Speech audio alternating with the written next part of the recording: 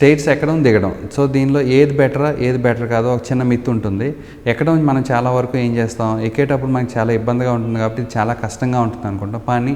కానీ యూజువల్గా దిగడమే చాలా కష్టం అండి. ఎందుకు అంటే మనకి ఎక్కేటప్పుడు నీ మీద లోడ్ ఎంత పడుతుందంటే 4 to 5 times of body weight పడుతుంది.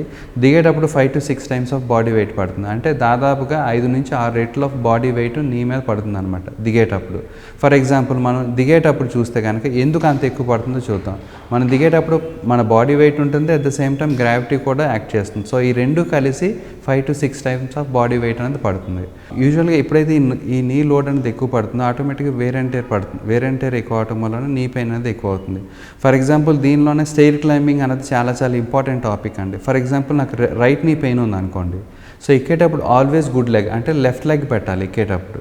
దిగేటప్పుడు ఆల్వేస్ బ్యాడ్ లెగ్ అంటే దిగేటప్పుడు రైట్ లెగ్ పెట్టాలి. మళ్ళీ ఒకసారి చెప్తానండి, రైట్ లెగ్ పెయిన్ ఉంటే కనుక దిగేటప్పుడు రైట్ లెగ్ పెట్టాలి, ఎక్కేటప్పుడు లెఫ్ట్ లెగ్ పెట్టాలి. Up always is good, down is always bad leg. So ఇది మనకి చాలా వరకు మనం రాంగ్ చేస్తాం, ఒక మిత్ అనమాట. ఎక్కేటప్పుడు మనకి యూజువల్గా ఏమవుతుంది, కష్టంగా ఉంటుంది, దిగేటప్పుడు చాలా ఈజీగా ఉంటుంది. కానీ చాలా వరకు ఇది రాంగ్ అండి. మన బాడీ లోడ్ అనేది ఆల్మోస్ట్ ఒక 2 to 3 times of body wait అనేది ఎక్స్ట్రా పడుతుంది దిగేటప్పుడు.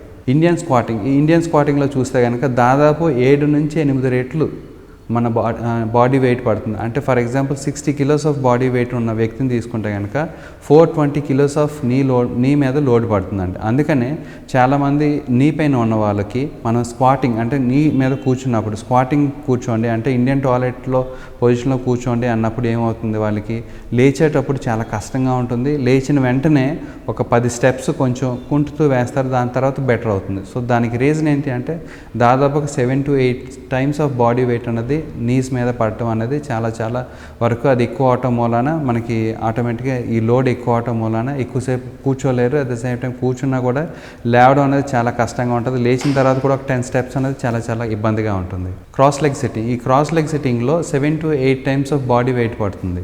సో ఈ 7 to 8 times of body weight పెట్టినప్పుడు ఆటోమేటిక్గా నీలో వేర్ అండ్ టేర్ కూడా జరుగుతుంది. అందుకని ఎస్పెషల్లీ ఒకసారి నీ పెయిన్ స్టార్ట్ అయిన తర్వాత మేము చెప్పేది ఏంటి అంటే ఎక్కేటప్పుడు మెట్లు ఎక్కాలనుకోండి, మెట్లు ఎక్కేటప్పుడు good leg up, bad leg down, ఇది చాలా ఇంపార్టెంట్.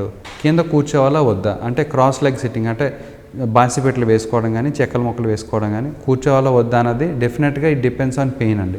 ఎక్కువ పెయిన్ ఉంటే కనుక వద్దని చెప్తాం. ఎందుకు అంటే నీ లోడ్ దాదాపుగా 7 to 8 times of body weight పడుతుంది కాబట్టి ఇంకా వేర్ అండ్ టేర్ ఎక్కువ అవుతుంది కాబట్టి క్రాస్ లెగ్ సిట్టింగ్ కూర్చోవద్దని చెప్తాం. At the same time Indian squatting avoid చేయమని చెప్తాం. ఇండియన్ స్క్వాటింగ్ ఎందుకు అవాయిడ్ చేయమని చెప్తాం అంటే దాదాపుగా 8 times to 9 times of body weight Indian స్క్వాటింగ్లో పడుతుంది కాబట్టి యూజువల్గా మేము చెప్పేది ఈ ఇండియన్ స్క్వాటింగ్లో కూర్చుంటే మళ్ళీ వేర్ అండ్ టేర్ పెరుగుతుంది కాబట్టి ఇండియన్ స్క్వాటింగ్ అవాయిడ్ చేయమని చెప్తాం.